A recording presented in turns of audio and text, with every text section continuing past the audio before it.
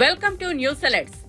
తిరుమల లడ్డూ తయారీలో కల్తీ నెయ్యి వాడారంటూ ఏపీ సీఎం చంద్రబాబు తీవ్ర ఆరోపణలు చేసిన తరువాత డిప్యూటీ సీఎం పవన్ కళ్యాణ్ సనాతన ధర్మం గురించి తరచుగా తన బాణీ వినిపిస్తున్నారు. తిరుపతిలో నిర్వహించిన సభలో పవన్ వారాహి డిక్లరేషన్ విడుదల చేశారు. ఈ డిక్లరేషన్ లో సనాతన ధర్మ పరిరక్షణ గురించి ప్రస్తావించారు. మొత్తం 7 అంశాలతో ఈ డిక్లరేషన్ రూపొందించారు. ఏమేం ప్రామిస్ చేశాం, వాటిని ఎలా నిలబెట్టుకోవాలి,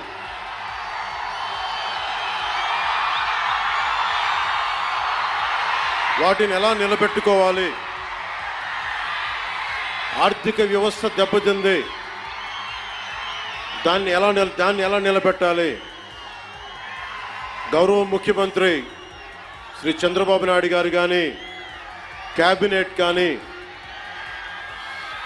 ఎన్డీఏ ఎమ్మెల్యేలు కానీ, జనసేన కానీ అందరం ఒకటే ఆలోచిస్తా ఉన్నాం. రాష్ట్ర అభివృద్ధి ఎలా ముందుకు తీసుకెళ్ళాలి అని. గెలిచిన రోజున ఏం చెప్పాం? 164 సభ్యులు ఎమ్మెల్యేలుగా గెలిచి 21 మంది ఎంపీలుగా గెలిచి ఆంధ్రప్రదేశ్ బలం, ఆంధ్రప్రదేశ్ విజయం, కేంద్ర ప్రభుత్వానికి వెన్నుదన్నుగా నిలబడింది. గెలవగానే నేను చెప్పింది కూడా ఒకటే,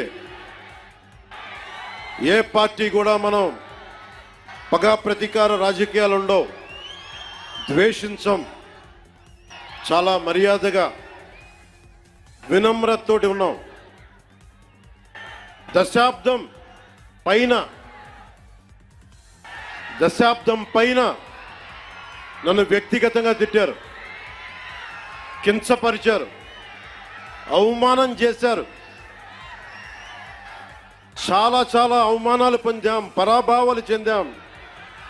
ఏ రోజు పల్లెత్తు మాటల్లా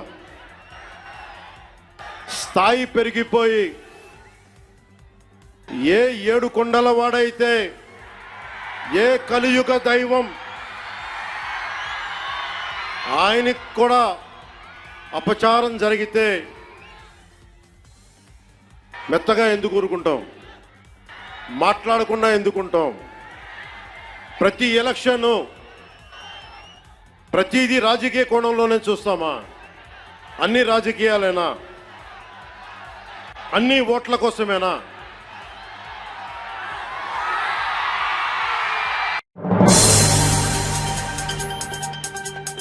కొందరు పేదలను, కిరాయి మనుషులను ఎగదోసి మూసీ, హైడ్రా కూల్చివేతలపై రాజకీయం చేస్తున్నారని సీఎం రేవంత్ రెడ్డి ఆరోపించారు. మూసీ కూల్చివేతలపై ప్రజల నుంచి వస్తున్న వ్యతిరేకతపై తీవ్ర స్వరంతో మాట్లాడారు. బీఆర్ఎస్ నేతలే చెరువులను ఆక్రమంగా ఫ్లాట్లుగా పేదలకు అమ్మారని, ఇప్పుడు ఆక్రమణలు ఎక్కడ బయట పెడతామోనని పేదలను, కిరాయి మనుషులను ఎగదోసి ఆగమానం చేస్తున్నారని ఆరోపించారు. డ్రైనేజీ నీళ్లు హైదరాబాద్ నగరం తాగాలా? ముసుగు తొడుక్కునేందుకు మూసీ కావాల్సి వచ్చిందా? మూసీని అడ్డం పెట్టుకుని ఎంతకాలం బతుకుతారు? నెల రోజులైనా మిమ్మల్ని వదల, మీ భరతం పడతా, ఒక్కొక్కరిని చింతపండు చేస్తా అంటూ సీఎం ఆగ్రహంతో ఊగిపోయారు. కాపాడాలని ఒక మంచి ఆలోచనతో ముందుకొస్తే దాని మీద కూడా బురద జల్లుకుంటూ తిరుగుతున్నారు బామార్దులు.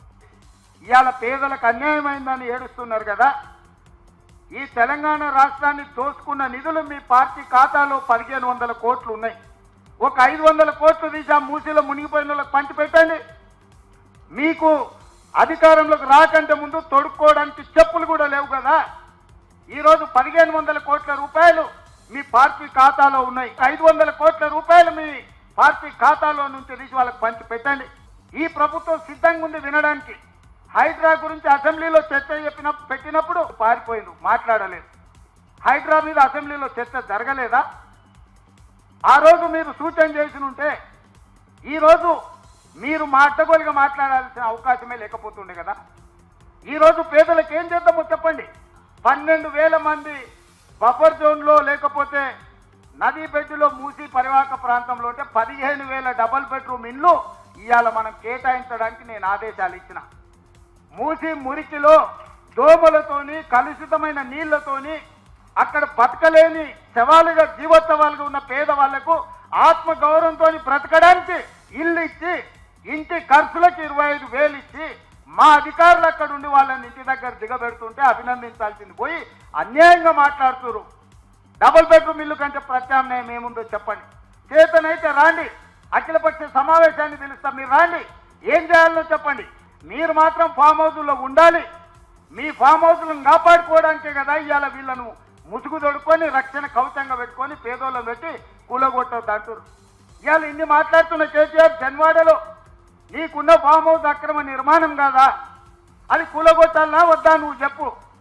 హరీష్ రావు అజీజ్ నగర్లో నీకున్న ఫామ్ హౌస్ అక్రమమా కాదా, దాన్ని కూలగొట్టాలనా వద్దా చెప్పు. సబితమ్మ నీ ముగ్గురు కొడుకుల పేర్ల మీద 3 ఫామ్ హౌసులు కట్టినావు కదా, నువ్వు సబితమ్మ లేక పేద అరుపులు అరవకమ్మా, నీకున్న ఫామ్ హౌసులు కూడా లెక్కలు ఉన్నాయి, కూలగొట్టాలనా లేదు. తిరుపతిలో వారాహి డిక్లరేషన్ సభలో డిప్యూటీ సీఎం పవన్ కళ్యాణ్ చేసిన వ్యాఖ్యలకు వైసీపీ నేత భూమన కరుణాకర్ రెడ్డి ఘాటుగా బదిలిచ్చారు. కొత్త పీఠాధిపతి పవనానంద స్వామి తిరుపతి వేంచేశారు అంటూ వ్యంగ్యం ప్రదర్శించారు. తిరుపతిలో పవన్ ప్రసంగం వినగానే తనకు కెవ్వుకేక పాట గుర్తొచ్చిందని తెలిపారు. పవనానంద స్వామి ప్రసంగం కళ్లు తాగిన కోతిలా ఉందని, ఆయన ప్రసంగం పీఠాధిపతులు కూడా హడలిపోయేలా ఉందని ఎద్దేవా చేశారు. తన సభలో స్వామి పవనానంద న్యాయస్థానాలను సైతం హెచ్చరించారని భూమన తెలిపారు. ఇప్పటి వరకు సనాతన ధర్మాన్ని ఎవరూ పట్టించుకోలేదట. అసలు పవన్ స్వామికి సనాతన ధర్మంలో ఓనమాలైనా తెలుసా అని ప్రశ్నించారు. అయోధ్యకు పంపిన లడ్డూలు సైతం కల్తీవని పవనస్వామి చెబుతున్నారు. ఇప్పుడు ఛాలెంజ్ చేస్తున్నా తిరుమల శ్రీవారి లడ్డూలో కల్తీ జరిగితే మేము ఎలాంటి శిక్షకైనా సిద్దమని భూమన స్పష్టం చేశారు. లడ్డూలో కల్తీ జరిగిందని మీరు వెంకన్న పాదాల వద్ద ప్రమాణం చేయగలరా అని సవాల్ విసిరారు. ఇప్పటి వరకు సనాతన ధర్మాన్ని ఎవ్వరూ కూడా పరిరక్షించలేదని, సనాతన ధర్మం మీద దాడి చేస్తే కోర్టులు పట్టించుకోవు, ఇతర మతాల మీద దాడి చేస్తే కోర్టులు పైకి లేస్తాయి అని కోర్టుల మీద కూడా చాలా బలమైనటువంటి చురకలు వేశారు పవనస్వాముల వారు.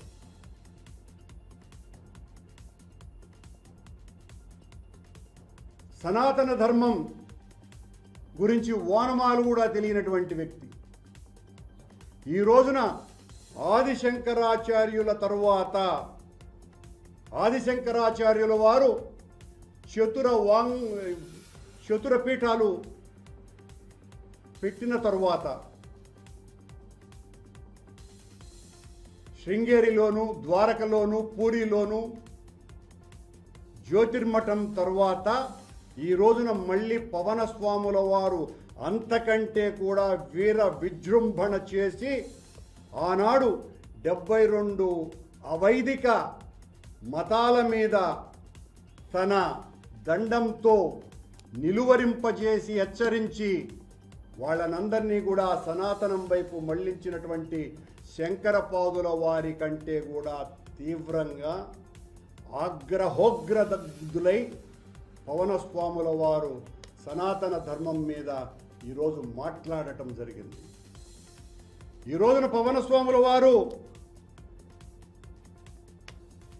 శ్రీ వైష్ణవ ప్రచారం చేసినటువంటి 12 మంది ఆళ్వారుల కంటే కూడా మరింతగా 13వ ఆళ్వారులాగా అవతరించినట్టుగా మాట్లాడుతున్నారు. ఈ ధర్మం ఎలాంటిది, ఈ ధర్మం మీద దాడి చేస్తే ఊరుకుంటామా అని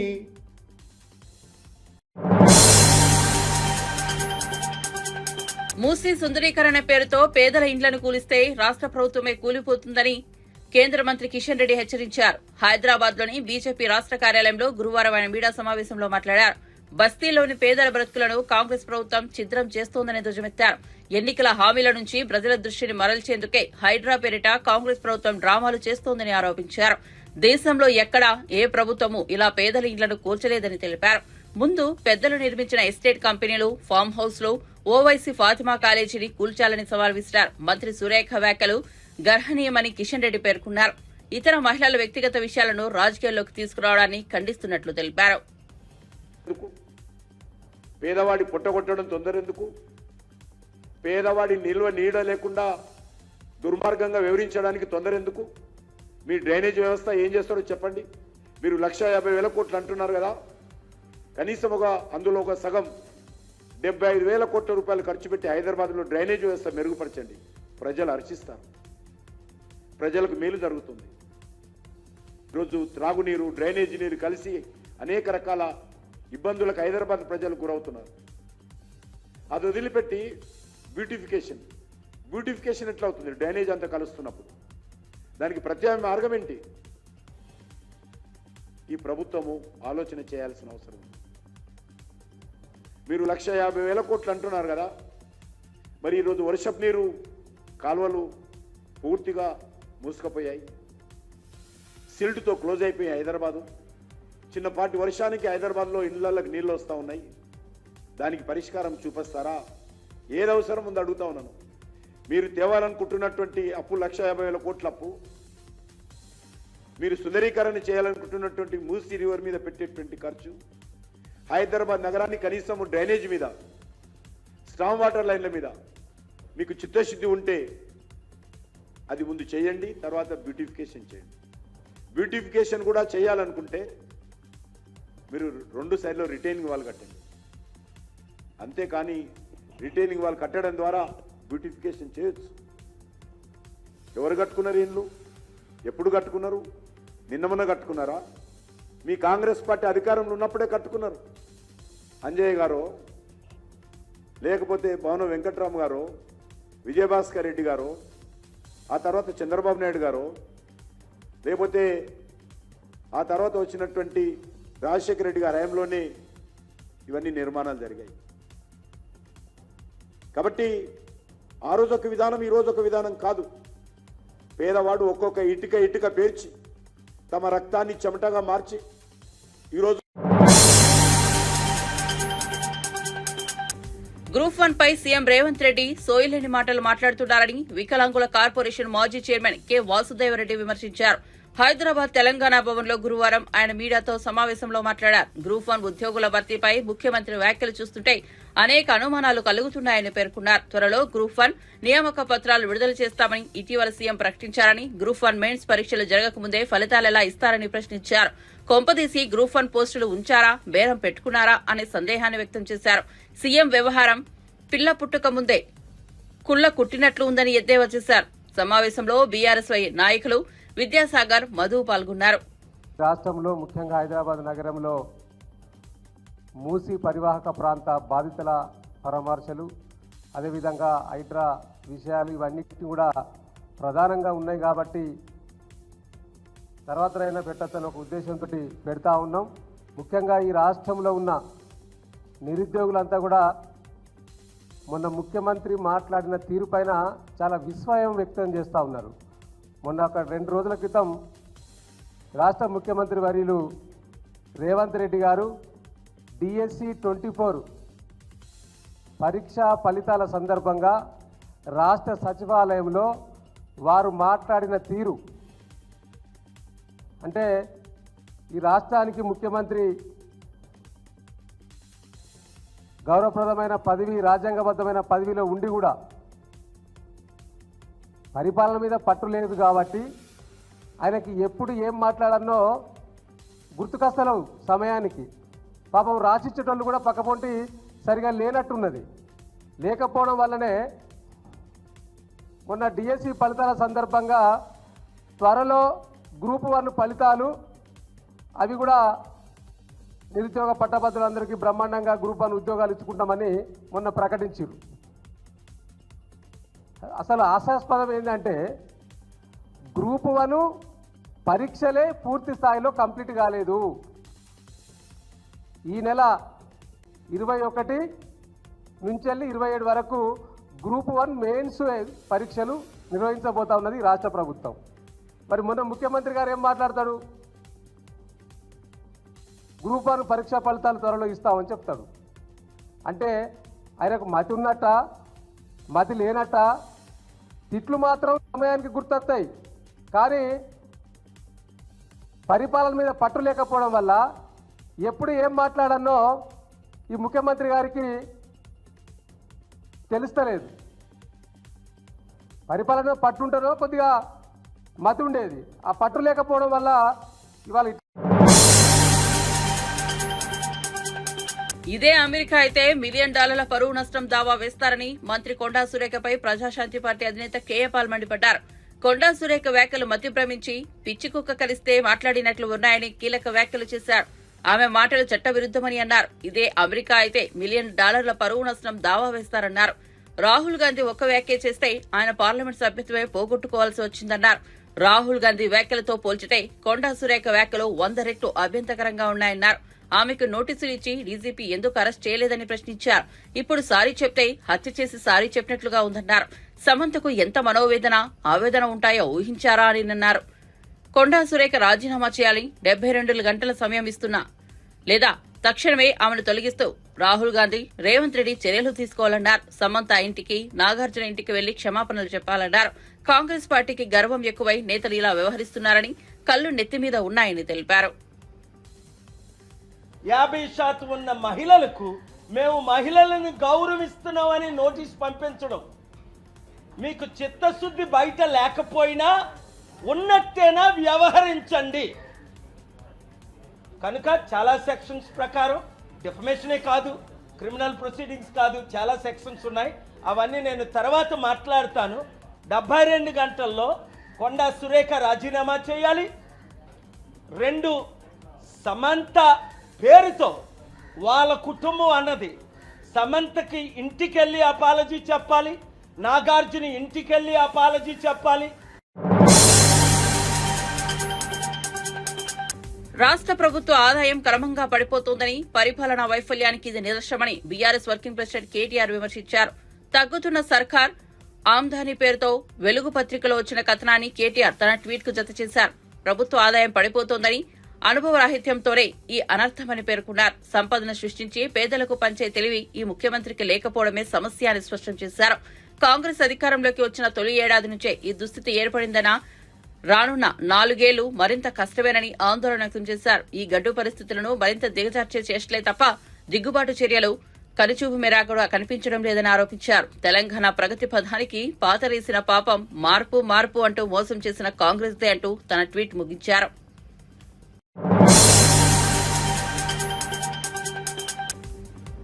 ఏపీలో కూటమి ప్రభుత్వం తీసుకొచ్చిన కొత్త మద్యం పాలసీపై ఎమ్మెల్సీ వైసీపీ మహిళా విభాగం అధ్యక్షురాలు వరదు కళ్యాణి మండిపడ్డారు. సీఎం చంద్రబాబు నాయుడు ఏనాడు మద్యాన్ని నియంత్రించాలని చూడలేదని అన్నారు. గతంలో ఎన్టీఆర్ కు వెన్నుపోటు పొడిచి అధికారంలో ఉన్న చంద్రబాబు ఇవాళ మద్యపాన నిషేధానికి కూడా వెన్నుపోటు పొడిచారని విమర్శించారు. తాడేపల్లిలోని వైసీపీ కేంద్ర కార్యాలయంలో వరదు కళ్యాణి మీడియాతో మాట్లాడుతూ మద్య నియంత్రణ ప్రభుత్వం బాధ్యతగా తీసుకోవాలని సూచించారు. ప్రభుత్వ ఆధీనంలో ఉన్న మద్యం షాపులను ఎవరిని ఉద్దరించడానికి ప్రైవేట్ పరం చేస్తున్నారని డిమాండ్ చేశారు. గాంధీ జయంతి రోజు బ్రాందీ పాలసీని ఎందుకు తెచ్చారని ప్రయత్నించారు. ఈ మద్యం పాలసీ అమలైతే మహిళల పసుపు కుంకుమలకు గ్యారంటీ ఉండదని ఆవేదన వ్యక్తం చేశారు. వాడికి కూడా 15,000 ఇస్తాము, అలాగే రైతుకి 20,000 ఇస్తాము, నిరుద్యోగులకి సంవత్సరానికి 36,000 ఇస్తాము, అలాగే 50 సంవత్సరాలు దాటిన వాళ్ళకి 48,000 ప్రతి ఒక్కరికి ఇస్తాం పెన్షన్ రూపంలో. ఇలా ఎన్నో రకాలుగా హామీలు ఇచ్చారు. కానీ ఈరోజు ఏ ఒక్కటి నెరవేర్చలేదు సరి కదా. తల్లికి వందనం అని చెప్పి 100 రూపాయలకే మద్యం ఇచ్చే పరిస్థితి రాష్ట్రంలో నెలకొలేట్టుగా చేశారు. అలాగే ఈ మద్యం దుకాణాలు అనేవి ప్రైవేట్ పరం చేయడం వలన ఇంచుమించు 1,500 మంది ఉద్యోగ అవకాశాన్ని కోల్పోతారు. ఎందుకంటే ప్రభుత్వ ఆధీనంలో ఉండేటప్పుడు అందులో ఉద్యోగం చేసిన వాళ్ళు ఈరోజు నిరుద్యోగులు అయిపోయే పరిస్థితి. అలాగే తీసుకుంటే ఈరోజు రాష్ట్రంలో ఫీజులు పెరిగాయి, స్కూల్ ఫీజులు పెరిగాయి, కాలేజ్ ఫీజులు పెరిగాయి, అలాగే బియ్యం ధరలు పెరిగాయి, పప్పుల ధరలు పెరిగాయి, విద్యుత్ ఛార్జీలు పెరుగుతున్నాయి. అన్ని రకాలుగా ధరలు పెంచేసి మద్యం మాత్రం 99 రూపాయలకే క్వార్టర్ ఇస్తామని చెప్పి ఇష్టం వచ్చినంత తాక్కోండి, మీ కుటుంబం ఏమైపోయినా పర్వాలేదు అన్నట్టుగా ఈ చంద్రబాబు నాయుడు గారి ప్రభుత్వం ఉంది.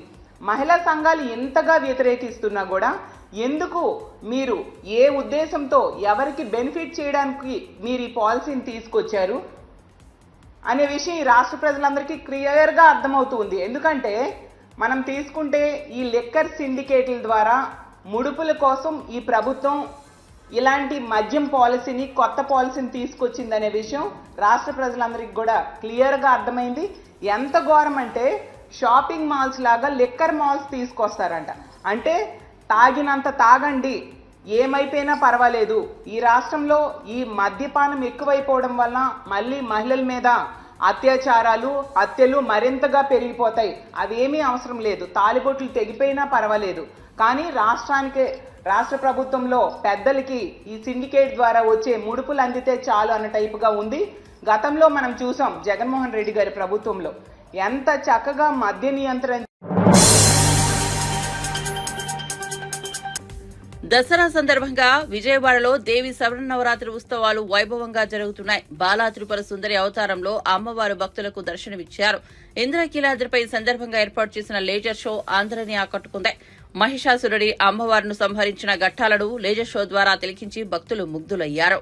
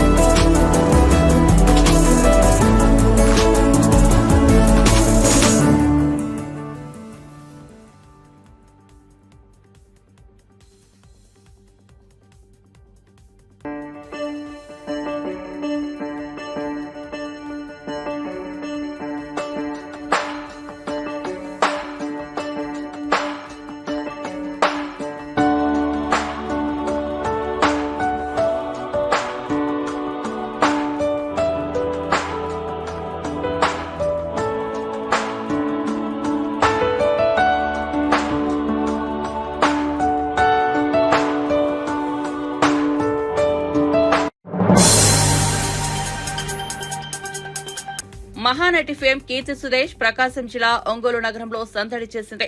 నగరంలోని గుంటూరు రోడ్డులో నూతనంగా నిర్మించిన చెన్నై షాపింగ్ మాల్ ప్రారంభోత్సవ కార్యక్రమంలో ముఖ్య అతిథిగా పాల్గొనడంతో పాటు ఒంగోలు నగర ప్రజలకు అభివాదం చేయడంపై ఆపై వారితో సెల్ఫీ తీసుకోవడంతో ఈ కార్యక్రమంలో పాల్గొన్న ప్రజలు కేరింతలు కొట్టారు.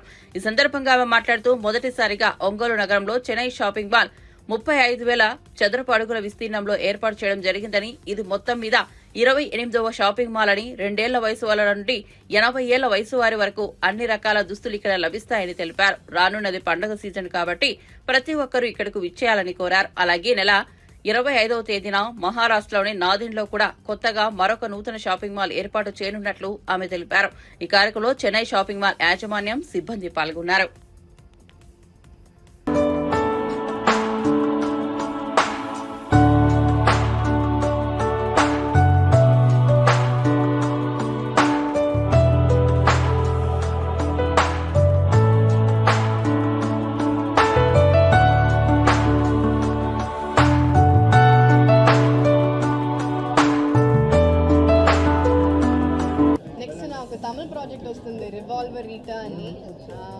దాని తర్వాత నా హిందీ ఫిలిం బేబీ జాన్ అని, దాని తర్వాత ఒక తెలుగు ఫిలిం అండి ఉప్పు కపూరం. ఇది నా